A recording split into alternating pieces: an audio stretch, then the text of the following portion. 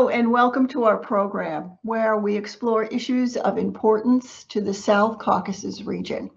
My name is Dr. Joanne Lisosky and I'm an author and journalism educator. We are once again chatting with Azerbaijani journalist Sevinc Osmanqizi. Now this week we witnessed the announcement of the Russian peacekeeping contingency withdrawing from the Karabakh region in Azerbaijan. What does this mean for the future of the region?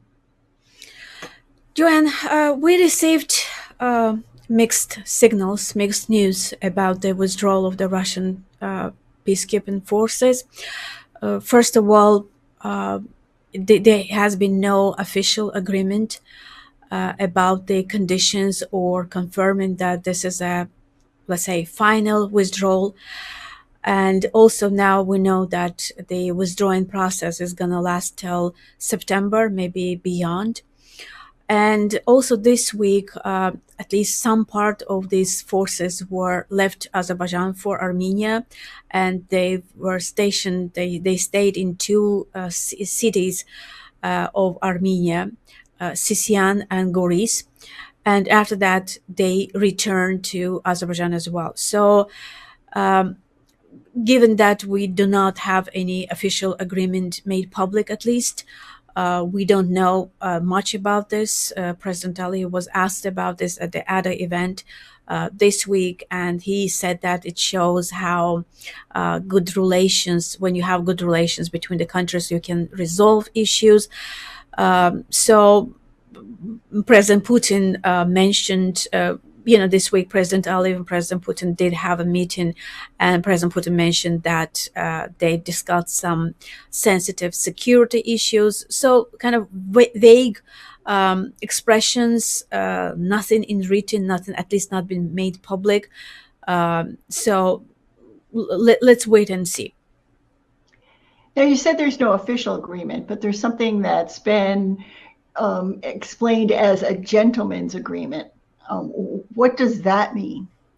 Well, gentleman's agreement is when you resolve the issue between yourselves as two gentlemen.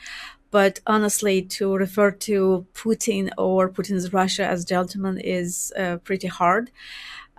This is so therefore there is a certain skepticism there that whether this process will go as it has been announced.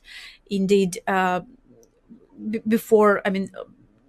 after 20 September last year, indeed, there wasn't much left to do in the region because the major goal of having these forces was to defend or protect the Armenian population in Karabakh. Now that the population left, indeed, it wasn't quite clear what mission they were fulfilling, that what exactly they were doing there.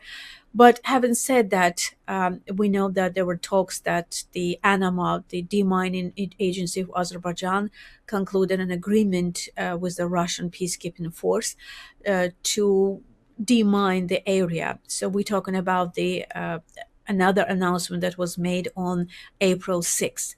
But 10 days later, April 16, all of a sudden Russian forces started leaving the region. So therefore you can imagine the confusion among the public as to what exactly happened. There are a lot of scenarios there. People are discussing whether it is related to certain events, let's say the tensions between Iran and Israel, whether something new is going to happen between Azerbaijan in Armenia border.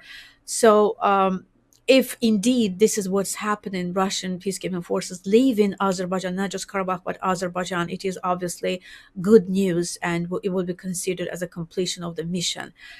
But again, we have to wait and see. So at the same time that the Russian peacekeepers were reportedly leaving Karabakh, the news broke that the Russian-Turkish monitoring center would close down. Is there any connection between these two events? Does this suggest that there's nothing more to be done in the region? I'm sure that there is a connection, and probably the two decisions were taken simultaneously at the same time. And and I think the deciding side was probably Russia's agreement with Turkey. Indeed, Russia was very cautious about Turkish role played in the region. We remember that when the Turkish-Russian monitoring center was first established, Russian Foreign Minister Sergei Lavrov was saying at the press conference that Turkey is not at the negotiations table, that the trilateral agreement has been signed by Azerbaijan, Armenia, and Russia. Turkey is not a side to it, so kind of trying to diminish Turkey's role. But Turkish military personnel were indeed working at the monitoring center. Not many of them, 60 from Turkey and 60 from Russia. And personally, I think it's a bad news for Azerbaijan having Turkish personnel leave. First of all, we don't know what else may happen in the region, given how freely Russian forces were traveling back and forth this week. They were crossing the border to go to Armenia, then crossing border again to come back to Azerbaijan, then we'll be crossing again. So given this special situation, I think it will be in the interest of Azerbaijan to have some kind of Turkish monitoring contingency in Agdam, but looks like the decision has been made, and Turkish military personnel monitors were also be leaving, and the center will be closing down. Well, we're going to keep our eye on that region, of course, for a long time. Let's talk about President Aliyev's visit to Germany. Now, does this indicate that Germany may now be part of the peace talks between Azerbaijan and Armenia? And with the UN climate change conference on the horizon, does this present a new opportunity for peace negotiations? Joanne, you remember that Chancellor Scholz did have a trilateral meeting between Azerbaijani and Armenian leaders earlier this year. But this meeting this visit indeed was because of the upcoming COP29 event, the United Nations Climate Conference that Azerbaijan will be hosting. But even though Chancellor Scholz and President Aliyev did have a meeting, and at the press conference following this meeting, Chancellor Scholz said that they discussed Russia-Ukraine war. They discussed the upcoming climate change conference, etc. I do think that at least behind the closed doors, the leadership of Azerbaijan was told that the event will be successful in a case if the Azerbaijan and Armenia come to some kind of an agreement before the event.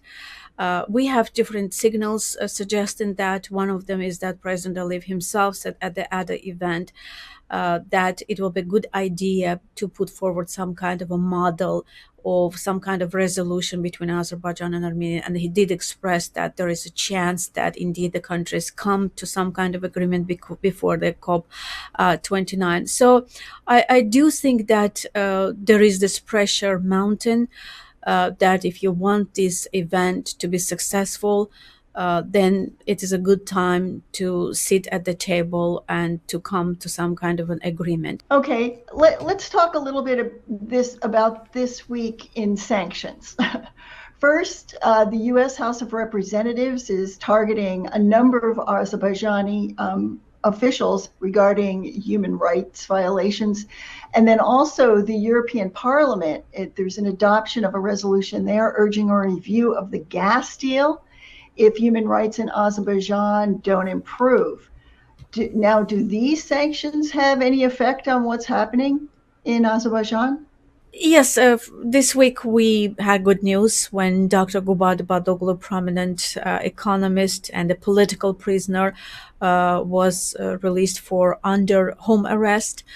Although the accusations against him, the charges against him were not dropped. But a lot of people suggested that there is a direct link between the news of sanctions and Dr. Gubadoglu's decision. Indeed, it happened next morning. European Parliament included this issue, the resolution on civil society in Azerbaijan, repressions against civil society activists in Azerbaijan, and the very next day, Dr. Kubatbalov was released. But let's not forget that there are over 300 political prisoners, among them Tofik Yagublu, Bakhtiar Hajiev, Nazim Beydamirli, journalists, female journalists, Toplum TV journalists, Abzas Media. So all of them remain in custody, and therefore having this process going both in United States and Europe is understandable, and also given that this big event COP29 coming, obviously there is a hope that it will put pressure on Baku government to release all media, to release all the political prisoners. In other words, if you do want this event to be a success, do this. Otherwise, there is a good chance that this event may be boycotted. Well, we will keep our eyes on all of these sanctions and these issues that are coming up in Azerbaijan in future telecasts. And I thank you for your time and great information, Sevinc. Thank you, Joanne. And we'll see you again soon. Thank you.